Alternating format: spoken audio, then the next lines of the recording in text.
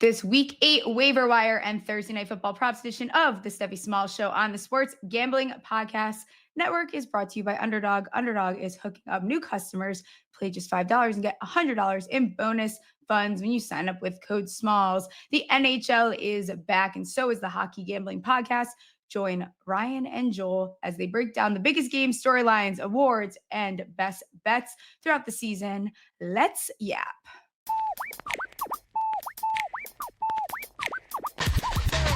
Steffi turns balls, betting it all on the power bottom false top drop the football. Like hopes they've been teasing, they're missing the fall season. ACL twisted, bank account freezing, but Smalls cut the shots like some Oracle reading. Leaderboard rising while the slot machine's ringing. She's slinging player stats like Nostradamus. $100 bills raining down upon us. That song really is a banger. I'm a little biased, but it is a banger. Happy week 8. Happy fantasy football day on the Steffi Smalls Show. I'm your host, Steffi Smalls. We're going to talk some waiver wire, pump and dump, do some cap and yap, talk player props for Thursday night football. My friend Sam Wagman's coming on. Samuel, how's it going? I think you told me not to call you Samuel, but I already did. So we're off to a good start here. I go with what I'm named at this point. I have so many nicknames that I just smile and nod and move along with my day because nobody calls me Sam anymore. So yeah, I'm good. As you are, fighting off a splitting headache. Yeah. And the urge of getting sick, but we must power through, for extracurriculars. But it's a good week. Tis the season of getting sick. I told myself, obviously, I'm not really a water drinker. And this is the only water I got really down in the last. It's the only time I've ever seen you drink water in my life. Yeah, I'm really, guys, I'm really doing my best here. It's not going great. But it is. Do you have any thoughts about week 7? Any final things you want to get off your chest before we talk about week 8? Yeah, Jameson Williams is dead to me. I needed just one singular catch from the guy to win the home league matchup. Yeah. I had to stay up until the end of that game, and it just brutally broke me. So yeah, he's dead to me. Yeah, I really wish I didn't invest as much as I probably did into him. Nah. But I am happy I stashed Rice. I thought it wasn't going to go out as well as it did, and it did. Granted, of course, matchup was beautiful, but I'm pretty happy with where I did stash him because it's absolutely saving my ass in some leagues, I think. I mean, he just looks so good, and I think the Chiefs are just extremely happy to throw the ball to him more than anyone else on their team. I think what we saw this weekend from them is just going to be what we see from them the entire season with Rice. He's going to get the 25-30% target share. Sure. Everyone else is just going to have to fight for the remaining targets, and that's just how it's going to be. I mean, the Chiefs are kind of just this well-oiled machine. They do what works, and Rice has been proven to work. Indeed. There's a lot of teams on bye this week. Arizona, Jacksonville, Las Vegas, Detroit, Los Angeles Rams, Seattle. How do you approach bye weeks? I was just trying to look at my lineup. Some of my teams, it's kind of a lost cause. Like, it's just going to be like in some of my dynasty leagues, I'm kind of just going to have to hope for the best. Yeah, I think in terms of dynasty, like it's definitely really tough because we're at the point of the season where we've kind of seen what we're going to see from a lot of our rookies at this point.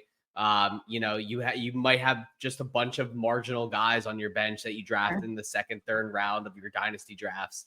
And now those guys just don't seem startable. Luther Burden, prime example, guy that we thought would be a really big contributor at this point. Thought he might get a post-bye rookie bump last week. Didn't happen. So, we're kind of stuck with a lot of guys like that who we kind of just have to fit in spots now in this, with one of these bye-mageddon weeks. I think redraft is a little bit simpler. Hopefully people stocked up at running back. There's been a lot of chances to get running backs off waiver wires, the Arizona situations, the Chargers situations of the past few weeks. So hopefully you stocked up there, but it's kind of slim pickings there as well. I mean, I really only have two guys, maybe three, that you could pick up this week. Devin Neal is up there for me.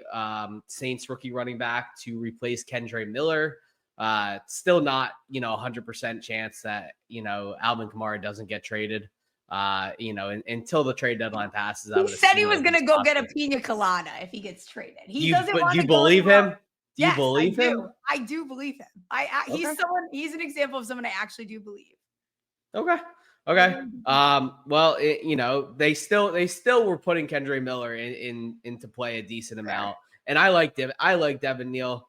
They used a day 3 pick on him, but Kyle Monangai in Chicago, DeAndre Swift looks really good, but Monangai keeps getting work. I think this is a great chance to sell high on DeAndre Swift if you want to sell high on him, but Monangai is going to keep getting work. His snap share was up to around 30% last week, and then Brashard Smith. Kareem Hunt goes down with an expected high ankle sprain. This is probably the big one. Smith got pretty much every single carry in mop-up duty. He had 19 touches this past week. That's a lot for a guy that's already locked down the receiving back share for probably the best team in the NFL right now. That's not the Indianapolis Colts. So I think Brashard Smith is probably my top running back that I would look for on waivers. I think a lot of people picked him up a few weeks ago and then dropped him once they saw he didn't really get anything. And I'm mostly speaking about myself. Sure. Brashard, he's on mine as well. I realized that, he's coming off his highest snap share of the season and it came with a blowout win, and that's fine. But I think especially in some of these deeper leagues, if he's still available, he is obviously a solid smash. He'll probably continue to just carve out a role for himself within this Kansas City offense. I'm with you on that he was down for me. I think 2, if you can still find Tyjae Spears, I know it's not sexy because of how bad that team is, but unfortunately, that's just where we're at in the season, where you're going to have to go and pick up some of these guys on teams that are very disgusting and gross. Yes, the Titans are disgusting and gross, but he is available in 29% of Yahoo and ESPN leagues. I have beef with Sleeper right now, but I'm not even, I don't know what the ownership looks like over there. I am mentioning for another week in a row, he stacked another efficient week, 8 touches, 40 yards from scrimmage. He's a solid flex option right now. Like, again, these are going to be the week when there's this many teams on bye. And if Pollard were to go down, he's a good option to still have. Hey, if I had started him over Jameson Williams, I would have won that home league matchup. There you go. Yeah. Sometimes that's all you need. 5-6 points to kind of just get through the week from some of these, very, very marginal guys, especially at running back.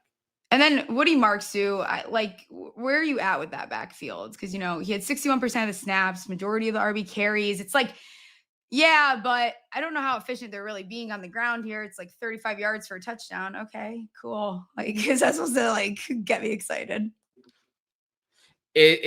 Nothing about that offense gets me excited right now, except for one of their other rookies who I will bring up soon. But I don't know what to think. Nick Chubb didn't look great on the ground. Woody Marks looked positively awful on the ground. I'm not sure there's anything about this offense that makes you, want to start a running back from them, even though they're cheap and they're pretty easy there. They rank 30th in pass block win rate and run block win rate. There's just nothing there with this offensive line that makes you feel like they can have a successful running game. I think they'll probably continue to use him in the passing game. It kind of just looked painful watching Nick Chubb try and split out wide and kind of go out, out of the backfield for dump offs last night. He just looked so slow. Marks looked a lot better from that range, and they're not using Dario Gomboale as much as they were earlier in the season on third downs and that long down distance.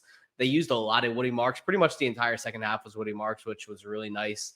Marks would be my guy there. If he's still out on waivers, you kind of have to pick him up because he's as close to starting running back as you're going to get on waivers right now. But it's not a pretty picture. Any thoughts and feelings on any other running backs? The only thing I'll mention right now, and it pains me to say this, but we can't get around it. It's a dump for me, and I just dropped him in one of my redrafts. Treveyon Henderson. It's just not happening. I don't know if he made out with Vrabel's wife. I don't know if this is like a hazing tactic. I don't know. There's really no reason why. Stevenson, I think, could fumble every single play, and it's going to remain unchanged. It's just how it is. That's what's happening in New England. Like Stevenson's even like, you look at some of the metrics, he's having one of his worst career years too. It just doesn't matter. This is how it is. So I think cutting ties with Henderson, it's fine at this point. I think, it kind of depends on the context. If you're able to stash him, I think you kind of have to, just because we can't afford to let running backs languish on the waiver wire that long. But yeah, there's something there, like something that's under the surface that we're just not seeing. I've spoken to a few of my friends who are Patriots fans, and the Terrell Jennings thing came out of nowhere. It kind of seems to be the fact that he's not pass blocking well. That's the only thing that people can come up with, which is weird because he was graded as pretty much the best pass blocker in this class. It's not like, an irrational, Vrabel doesn't like him because he went to a bad college or anything either. They both went to Ohio State. So there's nothing there. It could just be that Josh McDaniels is a psychopath as well, which I think is valid. But yeah, there's something we're not seeing with Henderson that is on the other side of the glass from what we're allowed to see as fans and analysts here. And I'm just not sure that it's going to happen anytime soon. But at the same time, Ramondre is, key to fumble or due to fumble and does get hurt and nicked up and banged up a little bit. So you kind of have to hope. Out. Like I really thought we were going to get something more. I didn't drop him everywhere, but where I had to, like I have to, and it's just not going to happen. I don't have an option. I have dropped him, but it doesn't feel good. I don't have any redraft shares, but I have a lot of dynasty. I have a lot of dynasty shares. I hate myself. Any wide receivers that you're looking at picking up this week? Two that roll right off. Tez Johnson is one. Of course. I mean, it's pretty obvious. Evans out for basically the entire rest of the season. Ibuka is still working his way back from the hamstring, was clearly, not 100%, probably not even 50% last night. Johnson looked really good. Should have had 2 touchdowns. Baker missed him on a clear open touchdown late in the game as well. So I think Tez Johnson's really nice. He's going to be kind of that guy that they look for downfield. We all know Baker loves to chuck it downfield as well. So I think Ibuka is going to play that possession receiver, intermediate, and then you're going to have Tez field stretcher there. And then the second one is Jalen Noel. And we were both fans of this Texans rookie class coming in, wide receivers, both of them. I thought it was going to be Higgins that grabbed the post-bye rookie bump. It was clearly not. And that wasn't for, on lack of his part. CJ Stroud missed them blatantly on three deep shots down the sideline. But that was really it for Higgins. There, he had a pretty bad holding penalty that negated a big play early in the game. And then he kind of was just running those out routes and those clear out routes on the outskirts of the field there. Meanwhile, you got Noel running all over the field, middle of the field, deep crossers, nice creative route tree. And with Nico Collins out, I'm not sure there's someone that I can think of that fits into a one-for-one replacement for Collins on that team. But Noel's pretty close because he runs a lot out of the slot. So does Nico. It looks really good at running those deep crossers. So I think Noel is kind of the guy you're going to want here. He's going to see a nice sizable bump in target share down the stretch, at least for however long Nico's out, suspected concussion. Sure, he's going to be out at least this week there. So I think Noel is probably the guy that I would really want out of this waiver cycle because I think that he probably has the highest ceiling there. Yeah. The Texans piss me off. They're pissing me off. Like they're just a team that offense. I really thought that they would come back for the bye and not look like that. That was not at all what I was anticipating out of them. As far as listen, Josh Downs, if for some reason someone dropped him and he's around, I would have, kept him on my bench there. But if he returns, he's going to step back like into his role as the primary slot receiver. I don't think that there's a question about that. This offense is, listen, Jones is not jonesing. This offense is one of the most productive ones through these first 7 weeks here. And then before injury, we saw him have those back-to-back games with 7+ targets. So I think Josh Downs, if I'm able to find him somewhere, he's someone that I'm looking at. As far as a dump goes, are we getting rid of Keon Coleman? It's kind of tough. It's kind of tough to not look at him as someone who's entirely matchup dependent at this point. Right. I mean, it's really tough there. I'd struggle to dump any Bills skill position player at this point, but like especially Coleman, like as someone like they need to come back and look really solid. I'm just not quite sure. I think if you can, you're probably keeping him. If you need to dump a spot, he's definitely someone that I would probably look to dump because he's just not dependable. And this is always going to be a team that focuses the run first. He's very matchup dependent there. What's your feelings on Xavier Legette? Are we back here? We're back at this point. Andy Dalton. Yeah, like if you have to be there, fine. Are we getting the Red Rocket this week? Is that what's going on? I think we're getting Red Rocket for at least a couple weeks. At least a couple weeks. I mean, he's going to push the ball down the field a lot more. Yeah. I mean, I just would rather I would rather that be a bum for T-Mac than anything else. Like I do too, but I don't know if it will be. I know. I guess if you want to pick up Legette, I don't know that I'm running to do that. I mean, this week is going to be the week where you maybe get desperate and he has to be a flex option for you. Fine. But right. I'm not sprinting. Are you sprinting? I don't know that I'm sprinting. I don't think I would ever sprint to pick up Xavier Legette. Personally. I love that. I love that coon eating SOB, but listen, I don't know. I don't know if right now is what I need. It depends it depends the type of league and where I'm at roster wise, I suppose. Yeah. And then the last guy that I have on my list, obviously, where is your, I'm picking him up and I have to him up for Rondé Gadsden. Okay. I'm glad you brought him up. First of all, that's not a fucking real name. Second of all, he did cash bets for us, so we like him. This is good.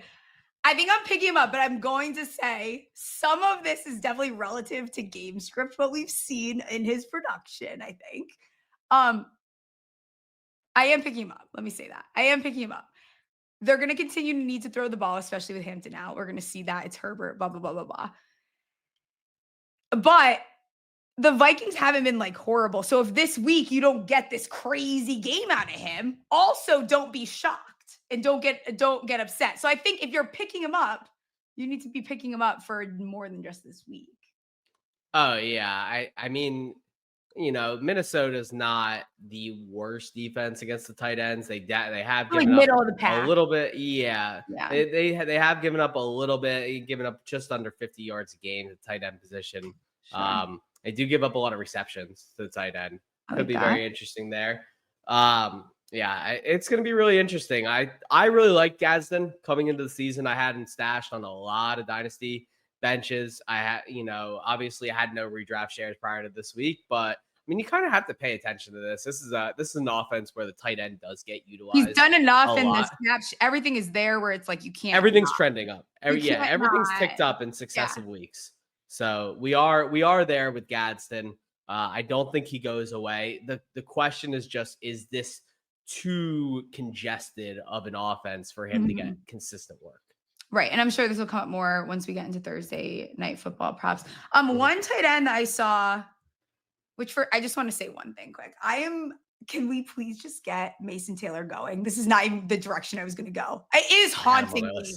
I feel like he's my, I always have a player every year that I'm just waiting for them to just do what I want them to do. And it's just not going to happen.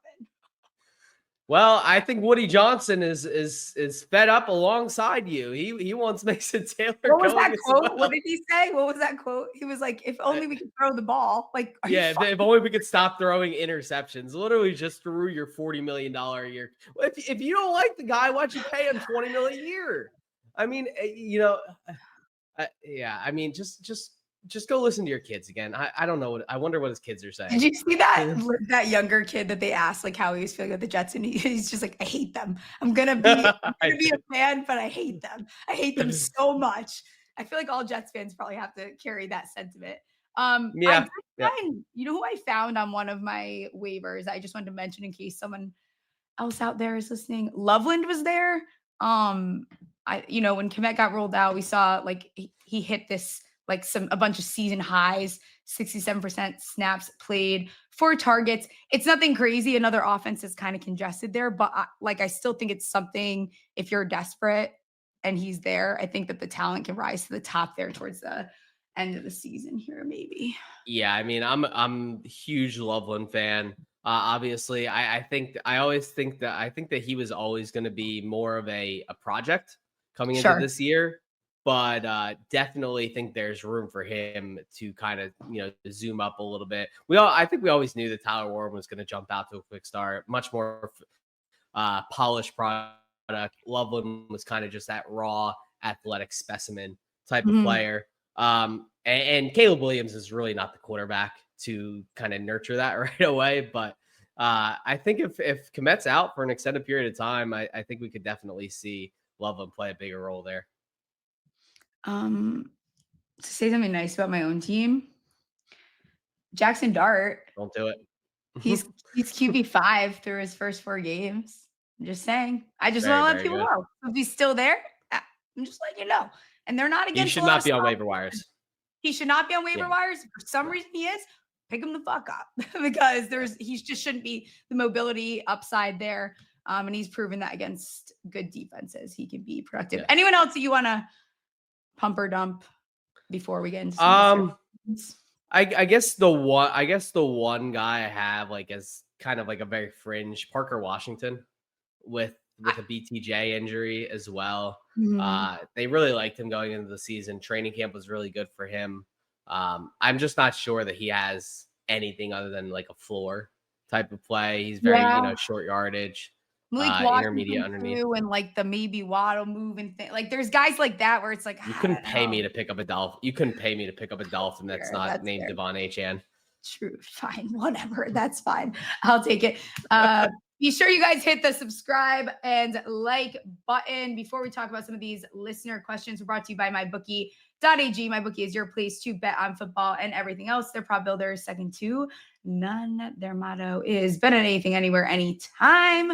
Easy deposit and lightning fast payouts using crypto. Head to MyBookie.ag, promo code SMALLS for a 100% bet back bonus up to $500 for new customers. That's MyBookie.ag, promo code SMALLS. We're also brought to you by Novig. Novig is America's #1 sports prediction market. It's available in 35 plus states. Download the Novig app and get $50 when you spend $5 if you use our promo code SGPN. Get in on the action with Novig, promo code SGPN. If the chat has any questions, they can throw some in there. The first one, we kind of talked about it. Brian O'Connor asked BConnor15, Jameson Williams, why? So we kind of talked about it here. It's just I don't know why. I don't know why. Yeah. It really just kind of feels like if they need him, they put him into use. But if not, they're just happy to run the ball. They're just happy to throw to Amon-Ra. They're just happy to spread the ball around, and they just really don't need to do much else besides that at this point. I thought last night was a really good matchup for Williams against a very soft zone that had trouble covering basically every wide receiver. And after he got one catch called back on a penalty, just never went back to him. So he's just really boom or bust at this point. It's really tough to depend on him as a weekly guy right now. I'm looking to bench him wherever I can. Next question is from David. Listen, he listens to the show all the time. We love David on the show. He says he has both Rice and Worthy. Start them both with the run the Chiefs are on. Thoughts, D-Lang. 1. It's context based. Yeah. I mean, they're playing Washington. If you're going to do it, this is a week that I'm fine with it. Washington's defense hasn't been fantastic. Yeah, I think I would probably need more context there. Okay. If you have nobody else, I guess Worthy is worth it. He can always catch a deep one against, a bad defense like Washington. But like I said earlier, I don't know if there's anyone I really trust on this Chiefs offense to get more than, a few catches a week, except for Rice at this point, because I think everything's just going to funnel to him. Rice is going to be the guy that they look to for everything intermediate, everything underneath. You just And said that'll be he has Waddle. It's Waddle or Worthy. Waddle has the Falcons D this week, if I'm not incorrect. yeah. I think You I would said- probably start. I think I would probably start Worthy there. Yeah. I just don't trust any Dolphins receiver right now. There's nobody you can trust. That team So is sketchy. they're just extremely sketchy. And the Falcons are actually a good defense. Surprisingly good defense. But Yeah. like they're getting home, pressure. yeah. Tua just has no time to throw the ball. Here's the problem. If Tua doesn't have any time to throw the ball, he can't get it downfield to Waddle, who works best in that like 15 to 20 yard downfield range. And the Falcons, after spending all of 2024 not being able to touch the opposing quarterback, I think they had like 3 sacks. They've been one of the best pressure teams in the NFL this season. So it's impossible to trust any team against that pass rush right now, especially this Dolphins team. Just absolutely hopeless. I would start Worthy. I'm going to grab one of these questions from the chat before we get into the next one, which I can't really see if I do that. Trade Odunze and JCM for Jettas and Hampton. I'm 5-1, but don't have a ton of RB depth. Yeah, I think you can definitely do that. I would 100% have Jettas over Odunze every day of the week and Sunday. And then if you're able to make do, yeah, like if you're able to make do, and 5-1, I'm assuming I don't know if you're going to be 6-1 because the week ended and it was week 7, but I mean if you're 6-1, like you're able to have a lot of like leniency and leeway and just kind of scrape by and hope the rest of your team is able to make up for not having the running back depth until Hampton comes back. But I don't think Bill is what people thought he was going to be after they saw him, beat up on bad defenses. Like we just saw him play probably the worst defense in the league against running backs and the Cowboys, and he 31 yards on 13 carries. 13 carries, 31 yards. Listen, he's just that was versus Dallas. Yeah, it's just it's 35 like, playing. Do we know what is Jaden Daniels playing? I don't think he's going to play now. Okay. I would doubt it. I would believe it's Mariota. But even so, we saw a lot of Chris Rodriguez, though it was late. But it's like I still don't think that this is a guy that you can trust, and he's no better than a bye week fill-in in that case. If he's a guy that you had that just has to fall into the end zone for him to be fantasy relevant, then he's no better than a Tony Pollard. Would you force a Tony? Would you trade Odunze and Tony Pollard for Jettas and Omari and Hampton? I probably would at this point. Yeah. So, I mean, I think once Hampton comes back, he just steps right into what he's doing. As long as he comes back in the next, 6 weeks, I think the coast is clear for him to be a massive playoff winner. I think at 6-1, that's a trade you have to make. You also love Hampton, but I would make that trade. Yes. You're a Hampton guy. I'm definitely a Hampton guy, but how am I going to turn down a clear wide receiver? I'm saying I would make the trade. I wouldn't even think twice. Next question, actually, Bill is part of this one. It's Bill or JK Dobbins, I believe. Is that what it said? Yeah.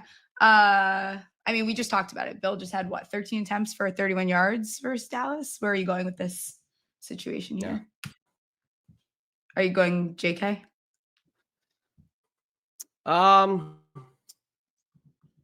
Let's see. Trying to think. Dobbins still is a very good player for me. Like he's still looking at being a guy that gets you, 70, 80 yards a game in this Denver offense. They haven't gone to Harvey quite yet. Despite the fact that they seem to just be very weird with their utilization around in the red zone, around the goal line with Dobbins, which I think is probably due to them not wanting him to take too many hard hits to like the leg and knee areas because of his past injuries there. I think he's still kind of the guy that you need in this situation. So I would take Dobbins in this. Yeah, in I'm this playing situation Dobbins too. 100%. David just asked, and then we'll get into some Thursday night football here. Super desperate in Dynasty this week. Red Rifle or Mariota? Who's Washington playing? They're playing KC. Yeah, Casey's been pretty good against quarterbacks, Yeah. but Let's see. Carolina is up against Buffalo. I mean, you can throw on Buffalo. They're not, and they're at really home. good there. Yeah, I think I would probably have Dalton there. It's gross. I very slightly Dalton. I'm not sure that Mariota's rushing upside is enough there. I think that he's just going to get absolutely ripped to shreds by Spags. This is probably another possible game like the Chiefs had against the Raiders last week. Like if we're being completely honest, they were just able to get nothing going there. No Terry again. No, they are who we thought they were, yeah. Sam. They are who we thought they were. Don't look at that. They called us madmen. They called us madmen. It's too soon, but you guys, listen. Hey, third and fourth place, they have better odds than first and second place do, and that at the halfway point is a win for us. Interesting. It's all coming up, Steph and Sam. Before we get into some Thursday night football props, the Rhythm is crushing it in college football and NFL with picks and props. The NBA's back too. Rhythm is also giving away weekly prizes just for tracking your bets in the app. Track 5 bets of the same type from any model you build, and you could win $1,000. Mentioned it the other day. One of the Rhythm's sharp under plays is Pelicans Grizzlies under 236.5 minus 105. My model predicts 234.3. Use promo code SGPN25 when you download the Rhythm app for 25% off your first month. Download Rhythm and use promo code SGPN25.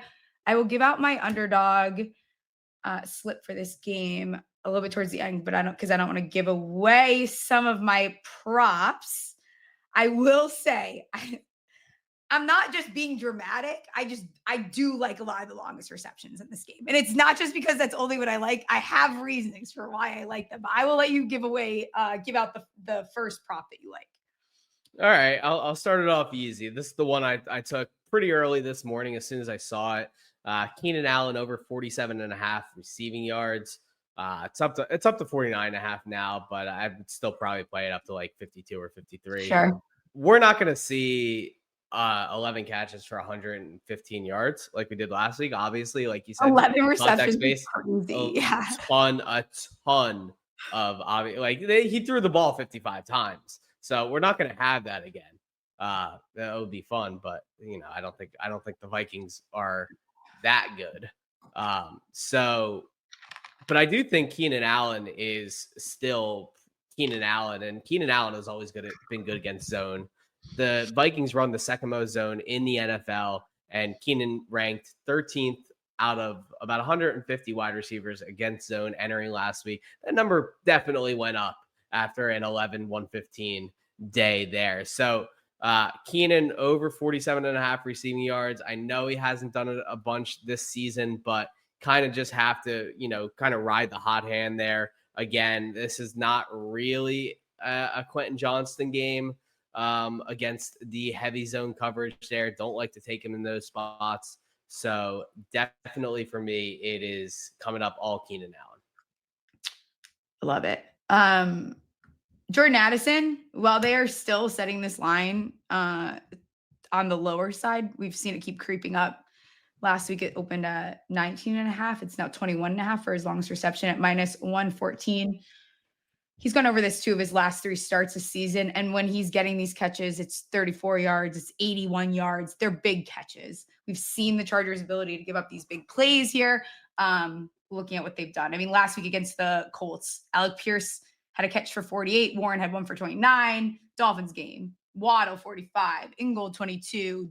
Then the Commanders game, 22 to Debo. Luke McCaffrey had a 50-yard reception. So I like Addison to go over this 21.5. I also like Jefferson because he's gone over 30 plus yard reception in 4 of his last 5, but I don't like the number. So with guys like this, I'm just going right to the 30 plus, and it's sitting at plus 115. I like that. I respect that. I think both of those guys are definitely threats there. The Jefferson number scares me a little bit, and I think it scares the general public too. I've seen it tick down from where it opened this morning at 27.5 to 25.5. But the Addison line, I'm probably going to be all over as well. One more longest reception I looked at, Lad McConkey. Another good spot there. I think, he's going to be kind of the guy that steps up in this case. When you need him to really kind of put one downfield, you go to McConkey, who I still think is probably the best wide receiver in this offense. Mm-hmm. It kind of cycles between him and QJ on who the guy downfield is going to be for them. So I do think Lad breaks one here. He's got a pretty decent matchup out of the slot there against Byron Murphy. So, we'll see there. Yeah. QJ's was sitting at 20.5, which I still don't mind that either, to go over the 20.5 at minus 114. He's gone over this all but one game this season. I think they obviously eased him in a little bit there, but nice opportunity. I think I would play a negative correlation on QJ under receptions. I don't hate that. Yards. I don't hate that look at all. I think too, when I was looking at this, I'm like, we know Herbert's gonna throw the ball downfield. So I actually like Herbert's longest completions to go over 35.5, I think, at minus 115. I think that's a great play. He's gone over 5 of 7 games. Herbert led all QBs in pass attempts last week. They're throwing the fucking ball. So I think that's where, since I like all of these guys, I think my favorite play is to just play Herbert getting one over that 35.5. Yep. You like Herbert over 35.5. I like Wentz over 35.5 longest. Okay. So we're taking them both. It's hitting all 4 games. It's hitting all 4 games that he started. And the Chargers have allowed 8 different players to have a 36 plus yard catch. And it's gone over in 5 of 7 games against them. And the only 2 games that they didn't give up one were against Geno, who's really bad, and against Jaxson Dart, who was in his first start, running the football a ton with a big lead and playing without Malik Neighbors. So there's some things, there's some context here. Yeah. Also, Carson Wentz has the second highest ADOT in the NFL right now. He's just throwing bombs down the field. I know, but I just don't want to watch him play football anymore. I get that, but since they're trying to soft bench JJ McCarthy, you're kind of forced to. God. I also like the Herbert too. We also saw what Devontae Smith did last week and AJ Brown. So I think looking at these guys, there's not a lot that you won't get me to like as far as the receivers. Yeah. This is shaping up to be such a chalky game from a betting perspective that there's no way it ends up. That's why I texted you. I said, have we gotten a no touchdown game yet? Because just fucking watch it end up being that bullshit. Yeah, I'll throw a no touchdown score, first touchdown score in there. So, but to wrap up mine, I'm gonna go with Wentz over 10.5 rushing yards as well. I haven't looked at this line in a couple hours, so I know, but he's over in 3 of his last 4 games. There's nothing you're gonna get the guy to run. He's always been willing to run. As a quarterback, and the Chargers ranked 2nd in scramble rate against this season. So, I think that we see a pretty healthy amount of Wentz running for his life, which is all things as they should be. Love it. Before I get my last one out, random gut call is I think Herbert does throw an interception at plus 102. He's at the top of the leaderboard here in interceptions this season. I believe he's had 6. He had 2 against the Colts last week. The Vikings are just due. I know they haven't been good, but that is something they should be getting takeaways here with this. This is what they do. So it's surprising that they haven't been doing a lot of that. And I think at plus 102, I like the sprinkle on in a primetime game with Herbert. As far as my last prop, I like Will the Thrill to go over 1.5 field goals made at minus 130. It felt like last week KOC was playing for field goals. at times. And I think it's because they know how great he is. He feels automatic here. Chargers, fifth most field goals per game in the league. It's like 2.1, 2 field goals basically per game. They're playing indoors. He's had 2 or more in 9 of his last 10, I believe the number is. So I like Will the Thrill to go over. Any last thoughts about this game? Yeah, I really don't have anything else. I think we kind of what? I'm like, something tells me it's gonna be a Hawkinson game, but he just hasn't looked right, and it's so hard for me to get behind it. I did put him in my underdog slip to go over the 32.5 receiving yards, but yeah, I looked at that. I like the number. But he's burned me so much. I don't know. Maybe a receptions line. Because he's had a lot of short receptions, 3.5, 4.5, something like that. So I think that'll probably be it. This is where I landed for my pick 'em entry. Herbert longest completion higher, 35.5. Jets higher, 12.5. First quarter receiving yards, and then TJ Hawkinson. I need some action on him. I went with it here in the higher 32.5 receiving yards. That gets you 7.21x. Your money seems like a nice number. I like sneaking in these first quarter numbers here. Use the code SMALLS, gets you. You know what I can't wait for? What? I can't wait for the Vikings to activate Aaron Jones tomorrow afternoon and I think they are, which is why lineup. Yeah, which is why I was hesitant with some of this. I'll probably put out we'll see what his numbers are at, his receptions, and maybe his anytime touchdown will be interesting. Yeah. Any final thoughts here before we get out of here? Yeah, I can't help but think this is one of those Thursday night football games that we think is going to be really good, and it just ends up turning out to be really, really bad. So we'll see. We'll see what happens. I mean, it's set up to be really good, but that's never a good sign. So we shall see. Also, you were the only one last night when I tweeted. You know, it would be the funniest Super Bowl this season. What was it? Tell people. It's easy. It's easy. It is Colts versus the Seahawks. It's Darnold versus Daniel Jones. It's can we say retard? Are we allowed to say? Imagine. It's just dunce versus dunce. I love it. I love it. I absolutely love it. I just can't imagine a funnier Super Bowl. If there was ever a Super Bowl that ended without a touchdown, it might be that one. It would just be so fucking iconic here. Darnold can't help it. He reverts to being an idiot at the funniest times. And he did it multiple times last night. Wow, looking really good. I'm so excited to see how the rest of the season goes. Also, that Cooper Kupp interception was such a nice spiral. Yeah. Such a tight spiral, and it was just immediately an interception. Yeah. All right. Well, we'll get out of here. Let people know where they can find you. Be sure you subscribe, rate, review, do all the things. There is going to be a scheduling change because I'm traveling once again, and I'll be traveling on Thursday. So we'll be doing the show. Just stay tuned for when that will be. It'll probably just be tomorrow at 6 p.m. But let people know where they can find you, and then let's get out of here.